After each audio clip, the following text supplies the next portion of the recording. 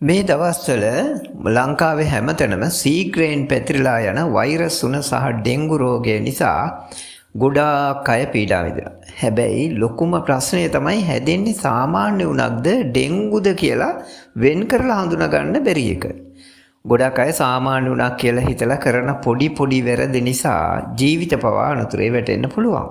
සුවනවන YouTube channel එකෙන් අද අපි කතා කරන්නේ මේ උණ වර්ග දෙකම පටලවා නොගෙන නිවැරදිව හඳුනාගන්නේ කොහොමද සහ අපි නොකළ යුතුම වැරදි මොනවද කියලා. සාමාන්‍ය වෛරස් උණක ලක්ෂණ.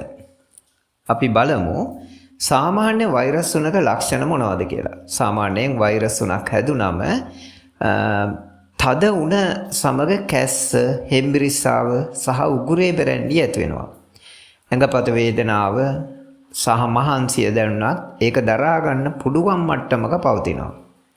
සාමාන්‍යයෙන් දවස් 3ක් හෝ 4ක් ඇතුළත මේ උණ ක්‍රමයෙන් අඩු වෙලා යනවා. සෙම් ප්‍රතිශාව තියෙනවා නම් ඒක ගොඩක් වෙලාවට සාමාන්‍ය වෛරස් උණක් වෙන්න පුළුවන්. දැන් බලමු ඩෙන්ගු රෝග ලක්ෂණ ගැන. 1. කිසිම ලෙඩක් නැතුව එක පාරටම ශරීර උෂ්ණත්වය අධික ලෙස වැඩි වෙනවා. 2.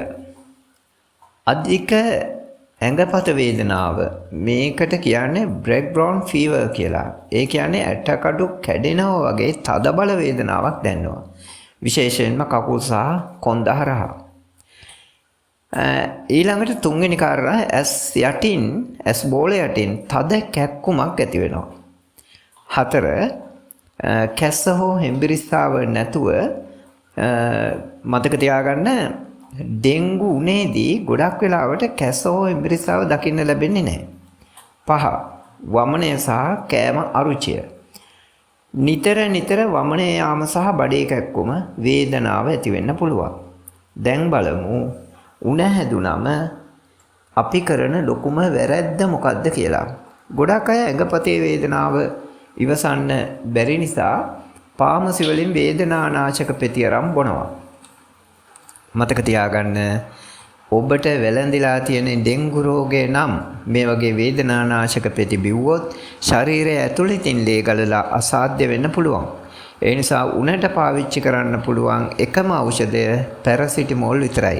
ඒකත් નિયમિત මාත්‍රාවට විතරක් ගන්න ඕන. කාලගුණය වෙනස් වෙන මේ දවස්වල ඔබට හෝ ඔබේ පවුලේ කෙනෙකුට උණ වැළඳී දින 2කට වඩා පවතී නම් වහාම සුදුසුකම්ලත් වෛද්‍යවරයෙකු හමු වී ලේ පරීක්ෂාවක් කරගන්න. මේ තොරතුරු තවත් කෙනෙක්ගේ ජීවිතේ බේර ගන්න උදව් වෙන්න පුළුවන්. ඒ නිසා වීඩියෝ එක ෂෙයා කරන්න අමතක කරන්න එපා. මේ වගේ වටිනා සෞඛ්‍ය තොරතුරු දිගටම දැනගන්න සුවනුවන YouTube channel එක සබ් කරලා තියාගන්න. හැමෝටම නිරෝගී සුවය ප්‍රාර්ථනා කරනවා.